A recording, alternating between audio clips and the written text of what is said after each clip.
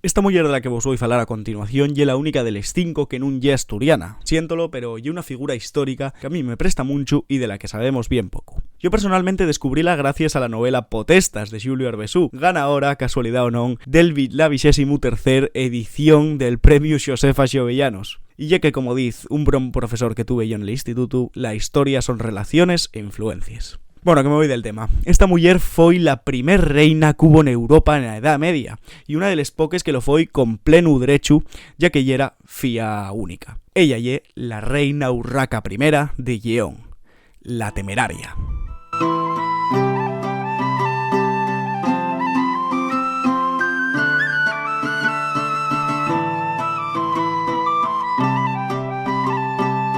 Nació en el año 1081 como resultado del segundo matrimonio de Alfonso VI de Lleón, sí, así que el cantar de Mio Cid nun deixa muy buen lugar, con Constanza de Borgoña.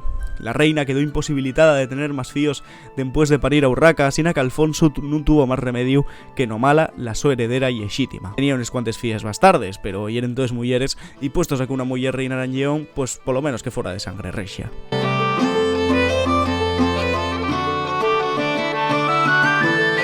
Urraca foi educada en Monzón de Campos por Pedro Ansúrez, Collacio del Sopa y conde de Saldaña y Valladolid, entre otros territorios.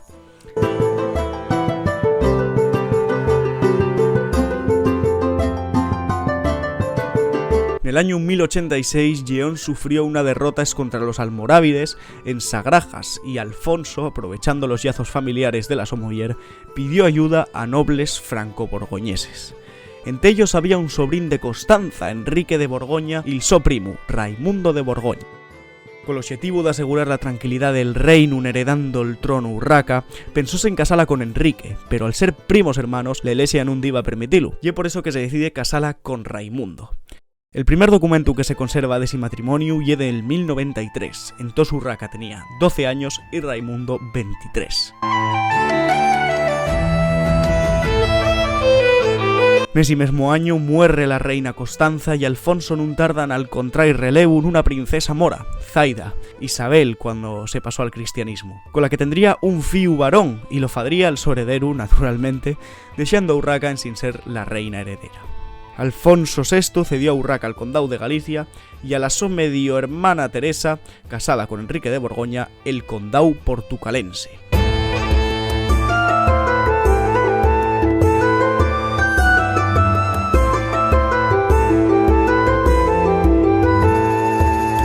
Dende l'entamu fixo ver que nun yera la típica esposa sumisa del medievo, esta bona Urraca, y que yera gobernadora en antes que muller del conde. Dexó por escrito en el fuero de Compostela, este se concede a los habitantes de la ciudad, tanto varones como mujeres, siendo la primer reina que en un fuero especifica que ye eso, pues para todos los habitantes de la ciudad, tanto hombres como mujeres.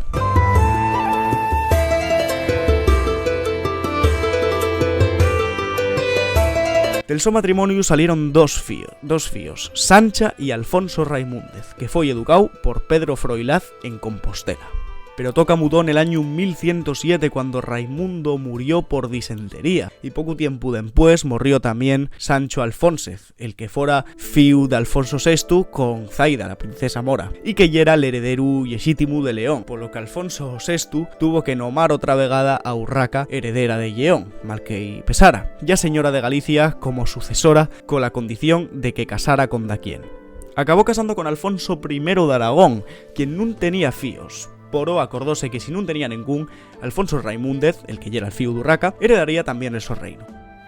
Urraca nun quería casarse con Alfonso de Aragón porque decía que ya era todo lo que ella aborrecía.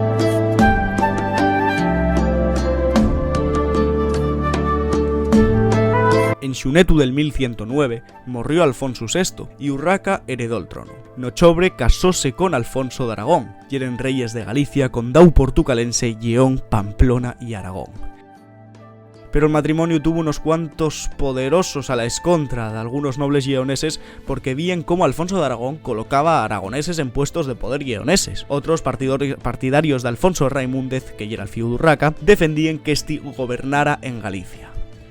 Pero si matrimonio non tuvo enemigos nada más que xente de fuera.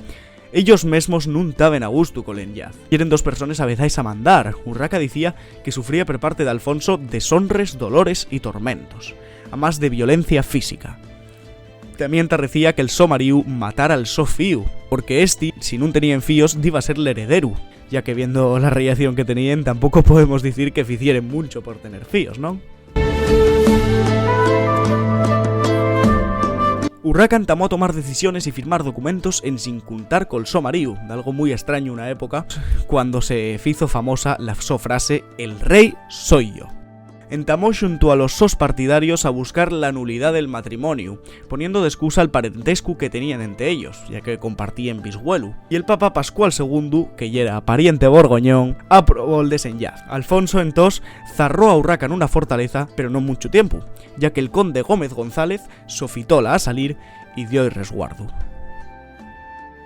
Entamó así una larga guerra en la que Urraca quedó con pocos territorios, y después de unos cuantos años de guerras, de asedios, de ocupaciones y de reconciliaciones entre los dos reyes, en el año 1114 Alfonso de Aragón cansó de batallar entre cristianos, que los crónicos dicen que esto tarrecía y mucho, y repudió a Urraca. Magar que pensándolo bien, ¿quién fue quien repudió a quién? Porque si nos vamos un poco para atrás, fue Urraca la primera que quiso deshacer ese matrimonio. Así que que oficialmente sí fue Alfonso quien repudió a Urraca. Pero yo creo que podríamos marcar este matrimonio como el primer divorcio de la historia en el que quien lo decide es la mujer exclusivamente. No sé qué pensáis vosotros. Podéis dejarlo en los comentarios también.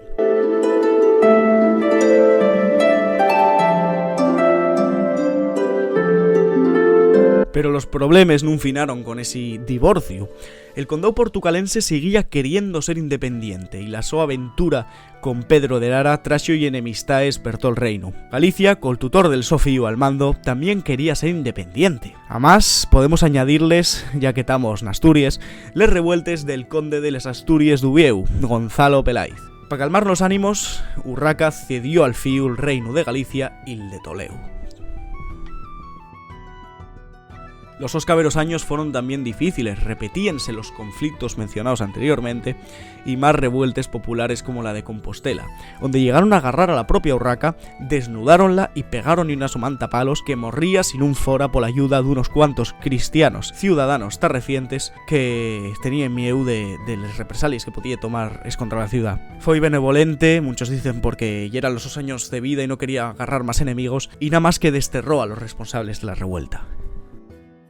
Y llega el 8 de marzo, qué casualidad, de 1126, cuando muere en Saldaña después de una vida llena de conflictos. Eso sí, fue una de las pocas monarques que fue capaz de desear el reino intacto como se lo deseara al sopá. De algo complicado en esa época teniendo en cuenta el empuxe de los musulmanes que tenía per en baixo y el puxo de los aragoneses al otro lado, además de todos los intentos independentistas del condado portucalense y de Galicia. Así que yo creo que llega algo de admirar. Y esta fue la historia de Urraca, la primera reina de Europa. ¿Crees que ahí te habían puesto el nomatu de la temeraria?